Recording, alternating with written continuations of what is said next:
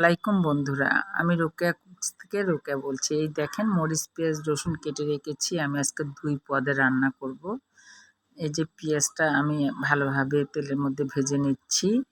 তারপরে যথারীতি মুরগিটাকে যেহেতু কর্ক মুরগি, দেশি মুরগি তো অত বেশি পাওয়া যায় না। পাওয়া গেলেও হয়তো অনেক দাম বেশি। গেস্ট থাকলে আমাকে কর্ক মুরগিটাই রান্না করতে হয়। যাই হোক, আমি এটা রান্না করতেছি, বাসায় গেস্ট। মুরগিটাকে কেটে ভালো করে ধুয়ে পানিটাকে ছেঁকে নিয়ে একটু লেবু রস দিয়ে ভালো করে ধুয়ে রেখে দিয়েছিলাম। তারপরে কেটে যে পেঁয়াজের ব্রেস্তার মধ্যে সুন্দরভাবে একদম ভেজে নিচ্ছি মশলা ছাড়া। ভেজে নিলে পানিটা যখন শুকায় যাবে, তার মধ্যে আমি এখন আস্তে আস্তে সব কিছুই মশলা দেব। দেখতেই পারবেন বন্ধুরা।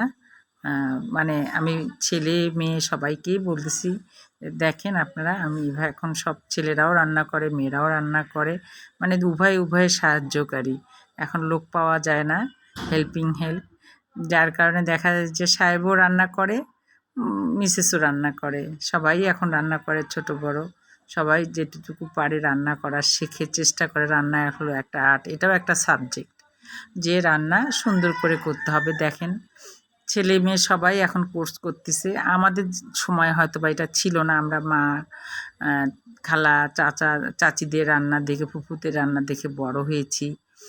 দেখেন আমরা এভাবেই রান্না করতেছি। আগের মতো সব কিছু আদা, রসুন, জিরা বাটা, ধনিয়া বাটা সব দিয়ে দিলাম। তারপর অল্প একটু মশলার গুঁড়া দিয়ে দিলাম, গরম মশলা, তেজপাতা। এই তো মজাদার সুস্বাদু গোস্তের ভুনা হয়ে গেল। এই পাশে যে মরিচ পেঁয়াজ কাটা দেখেছিলেন না, ওইটা ভেজে শুটকি মাছ দিয়ে, চালা মাছের শুটকি দিয়ে সুন্দর করে শুটকি মাছ ভর্তা করা হলো ব্লেন্ডারে বন্ধু।